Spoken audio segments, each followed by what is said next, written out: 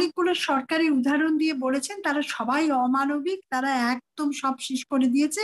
আমি শুধু ওনার কাছে প্রশ্ন রাখতে চাই যে ওনাদের রাজনৈতিক দল যখন ক্ষমতায় ছিলেন, ওনারা যখন সরকার চালিয়েছেন, তখন কি এরকম কোনো বড় নেতা অসুস্থ ছিলেন তাকে তারা মানবিক ভাবে ট্রিট করেছেন? ফর এক্সাম্পল এরশাদ সাহেব নাকি ছিলেন সেই সময়টাতেই, তো এরশাদ সাহেবের ব্যাপারে কি ধরনের মানবিক আচরণ ওনারা করেছিলেন? বিদেশে পাঠিয়েছিলেন নাকি, কি পারমিশন, দেশের চিকিৎসা পেয়েছেন কিনা, এটা একটা প্রশ্ন রেখে যেতে চাই। কারণ আজকে মানবিকতা নিয়ে যখন প্রশ্ন উঠেছে, এটি করতে চাই যেটা বলে যে সত্যিকার অর্থে আজকে সাগর আপনি দেখেন যে আমাদের আলোচনা শুরু হলো কিন্তু বেগম খালেদা জিয়ার স্বাস্থ্য নিয়ে, কিন্তু আলটিমেটলি সেই রাজনীতির বেড়াজালে আমরা আটকে গেলাম। যদি সেটাই বলতে হয় তাহলে হচ্ছে,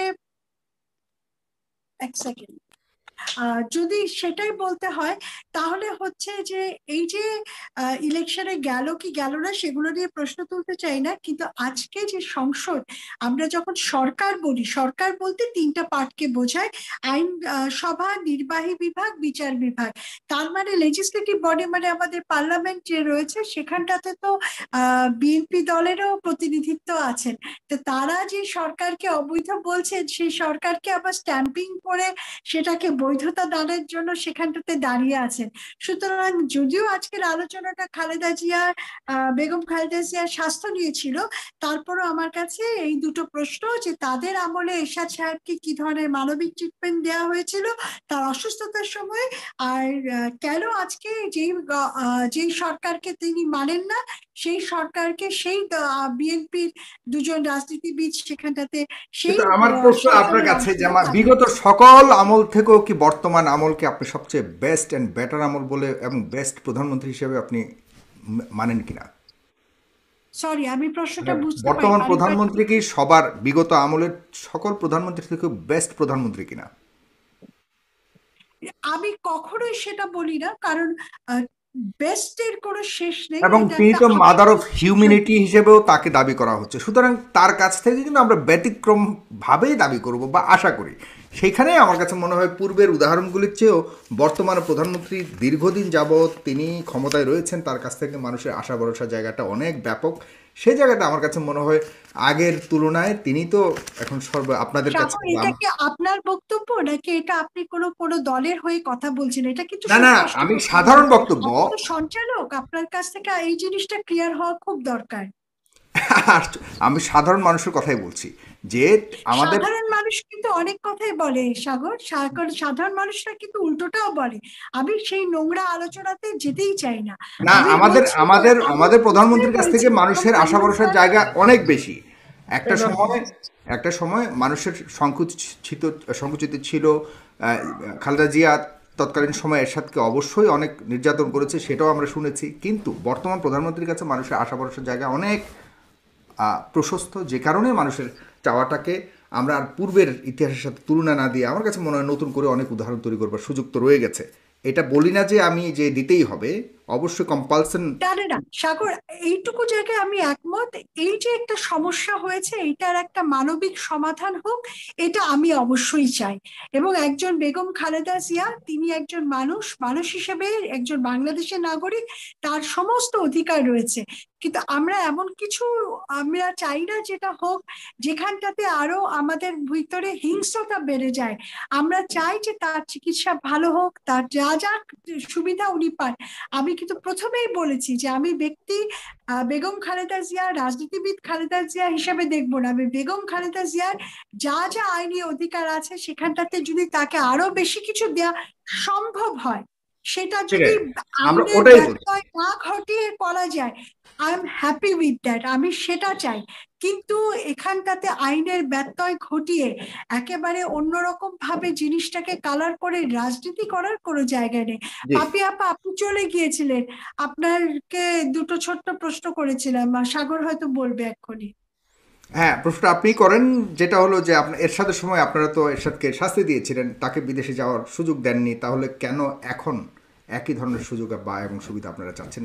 ছোট্ট করে যদি বলার সুযোগ থাকে, তবে আমি আমার জায়গা থেকে যেহেতু সঞ্চালকের কথা বলছেন, এক জায়গায় আমি সব সময় তরুণ আফরোজ, আমি আমার শত্রুও যদি বিছানায় কাতরাতে থাকে শুধুমাত্র একটু সুস্থ ট্রিটমেন্টের জন্য, আমি তাকে অবশ্যই মানবিক দিক থেকে আমি দেখতে চাই। আমার সঞ্চালনা জায়গা থেকে যদি আজকে আপনি ব্যারিস্টার তুরিন আফরোজ কেন, আজকে রতন ভাই, কেউই যদি রাজনৈতিক কোনো ব্যক্তিত্ব ওই রকম পর্যায়ের কেউ যদি কোনোভাবে মানে ট্রিটমেন্ট যেটা হলো আমাদের বেসিক রাইটস, যেটা হলো আমাদের নাগরিক অধিকার, ওটা থেকে কোনোভাবে যদি বঞ্চিত হওয়ার সুযোগ থাকে, আমি সর্বপ্রথম সঞ্চালক নয় মানুষ হিসেবে কথা বলার আমার অধিকার রয়েছে, সেই জায়গা থেকে আমি সবসময় করি। কিন্তু আজকে যদি বলেন খালেদা জিয়ার ওই মামলা নিয়ে কথা বলতে, আমি অবশ্যই কথা বলতাম না। আমি অবশ্যই মামলা নিয়ে তার পক্ষে কোনো কথা বা পক্ষে বিপক্ষে কোনোভাবে আমার কোনো মন্তব্য নেই। বাট যখনই প্রধানমন্ত্রীরও যদি এরকম কোনো সমস্যা হতো, I would be the first one to raise the voice from any level, from every level. তো সেটা হলো আমার আমার নিজের একটা স্ট্র্যাটেজিক্যাল একটা স্ট্যান্স। জি, এখানে আমি বলি যে এরশাদ সরকার আন্দোলন, সরকার বিরোধী স্বৈরাচার বিরোধী আন্দোলন এখানে রতন ভাইরাও করছে, আমরা করছি, তখন সারা বাংলাদেশের ছাত্র সমাজ করছে, বিবেচনাক্ষম বিবেকবান মানুষ করছে। তো বিচারপতি শাহাবুদ্দিন সাহেবের সময় ওনার যে এরশাদ সাহেবের যেটা সাজা কি জেল ধরা কি গ্রেপ্তার করা, এটা বিচারপতি শাহাবুদ্দিন সাহেবের সময় কিন্তু হয়েছে। আচ্ছা, এখন বিদেশে যাওয়াটা 91 সালে বেগম জিয়া যখন ক্ষমতায় আসলেন, সেই মেয়াদে যদি এরকম ঘটনা ঘটে থাকে, আমার স্পষ্ট ব্যাপারটা হচ্ছে কি যে বিএনপি ধরেন ক্ষমতায় আছে, আজকে বেগম জিয়ার যে পরিস্থিতি, শেখ হাসিনা এরকম পরিস্থিতিতে, এখানেও কিন্তু আমি সন্তান হিসেবে, মাতৃতুল্য বয়স হিসেবে কি একটা বিবেক দিয়ে যে বিবেচনাটা, এইখানেও কিন্তু আমি বিএনপি সরকার ক্ষমতায় যদি থাকতো আর আজকে বেগম জিয়া যে পরিস্থিতিতে আছেন, এরকম পরিস্থিতিতে যদি শেখ হাসিনা যদি থাকতেন, আমি কিন্তু একই কথা বলতাম যে হচ্ছে উচিত বিএনপি সরকারের ওনাকে চিকিৎসার সুবন্দোবস্তটা করা। এটা হচ্ছে আমার একটা জেনারেল অভিব্যক্তি মানুষ হিসেবে, মানুষের প্রতি।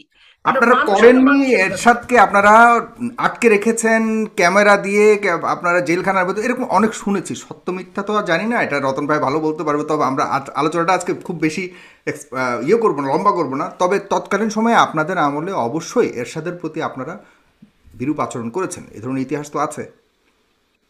এরশাদ সাহেব যেগুলো করেছিলেন স্বৈরাচার বিরোধী আন্দোলন, এরশাদের আমলে বলতে সরি, এরশাদ সাহেব যখন আপনাদের আমলে জেলে ছিলেন, এরশাদ সাহেব যেগুলো করেছেন ছাত্র জনতার উপরে, আমরা তো মাঠে থেকে আন্দোলনটা করছি, বিশ্ববিদ্যালয়ে তখন আমরা ফার্স্ট ইয়ার সেকেন্ড ইয়ারে। এরশাদ সাহেব কি করেছেন সেটা তো বড় কথা না। এরশাদ সাহেব যখন অসুস্থ ছিলেন জেলখানাতে থাকেন, ঠিক আছে, ওই কথাটাই আমি বলছি তো, যে এরশাদ সাহেবের প্রসঙ্গটা তুরিন আফরোজ তুলছে, আমি তো আমার অবস্থানটা ক্লিয়ার করলাম যে আমার দলও যদি ক্ষমতায় থাকতো আর আজকে বেগম জিয়া যে পরিস্থিতিতে আছেন, এইরকম পরিস্থিতিতে যদি শেখ হাসিনা ওয়াজেদ থাকতেন কি পড়তেন, আমার অভিব্যক্তিটা কিন্তু একই রকম থাকতো, যে ওনাকে বিদেশে পাঠানো হোক। এইটাই তো আমি ক্লিয়ার করে দিলাম। এরশাদ সাহেবের প্রসঙ্গটা উনি যেহেতু টেনেছেন, তা আমার বিবেকটা হচ্ছে কোথায়, যে অসুস্থ মানুষকে নিয়ে আমিও রাজনীতি করতে চাই না। ওই যে সরকার বিরোধী আন্দোলন, এটা তো নর্মালি প্রয়োজন। কি কি কারণে? গণতন্ত্রের জন্য, নির্বাচনী ব্যবস্থা এটাকে চালু করার জন্য, সাংবিধানিক যে বিষয়গুলো আছে এগুলো চালু করার জন্য, বিচার ব্যবস্থার নিরপেক্ষতার জন্য। কিন্তু বেগম খালেদা জিয়া আজকে অসুস্থ, এই জন্য যে আমি সরকার বিরোধী আন্দোলন করব, এই জন্য করে ফেলবো, এটা আপনি যেটা বক্তব্যটা বললেন, এটার সাথে আমি এক করে ভুলাই ফেলতে চাই না। আমি চাই বেগম খালেদা জিয়া সরকার নির্বাহী আদেশে তাকে ছেড়েছেন, প্রচলিত আইনের প্রচলিত ধারায় ওনাকে জামিন পেতে সরকার বাধাপ্রাপ্ত করেছেন। তো সরকার নিজের হাতের মুঠায় যখন নিয়েছেন, তার তো কিছু উদ্দেশ্য, কিছু তাদের কিছু থাকতে পারে ভিতরে ইন্টেনশন। তো আমার কথা হচ্ছে ব্যাড ইন্টেনশনের ভিতর না ফেলে এই নির্বাহী আদেশটাকে যদি গুড ইন্টেনশন হিসেবে ধরা হয়, তাহলে একটা গুড এক্সাম্পল হোক না কেন? গুড এক্সাম্পল হয়েছে, উনি করেছেন, এই ধরনের এক্সাম্পল তো অবশ্যই হয়েছে। তিনি আরো অনেক কিছুই করেছেন আইনের বাইরে, রাষ্ট্র নিয়ে যদি মত পার্থক্য থাকে যে লন্ডনে পাঠাবো না, সেকেন্ড কান্ট্রির পাঠাক, কিন্তু পাঠাক, একদিন যদি বেঁচে থাকে, তো আমরা দেশের মানুষ হিসেবে মানবিকভাবে সেটা চাবো না কেন বলেন? আজকে যে আমার নেত্রী বেগম খালেদা জিয়ার জন্য চাচ্ছি তা না, এটা সকলের জন্য একই জিনিস আমি চাবো, আমার বিবেক দিয়ে চাবো, মানবিকতা দিয়ে চাবো, আমার দৃষ্টিভঙ্গি দিয়ে তিনি এটা চেয়েছেন। উদাহরণ তো রয়েছে, এক্সাম্পল তিনি দাঁড় করিয়েছেন। তিনি অবশ্যই তার যে ক্ষমতা রয়েছে সেইটাকে ব্যবহার করে তিনি মোটামুটি আমি বলবো যে যে আমাদের দেশে যা ঘটেনি সেটাও তিনি উদাহরণ তৈরি করেছেন। এখন বাকিটা আপনারা চাইছেন, এইটা তার ইচ্ছার উপরে নির্ভর করছে, আপনারা বলছেন। আর অন্যদিকে আওয়ামী লীগ বলছে যে অনেক আইনি বাধা রয়েছে, সেই সকল কোনো কিছু বাধা আইনে নাই, আইনে জামিন এই অবস্থাতেই আছে। তবে আমরা মনে করি যে কেউই বাংলাদেশের কোনো নাগরিক, সাধারণ নাগরিক যেন আইনি বাধার কারণে অন্তত চিকিৎসার অভাবে মৃত্যুবরণ মানুষের জন্য আইন, এটা হলো আইনের আমাদের, জন্য তো মানুষ না। এটা হলো আমাদের মানুষ হিসেবে মানবিকতার জায়গা থেকে মানুষের অ্যাজ এ হিউম্যান বিইং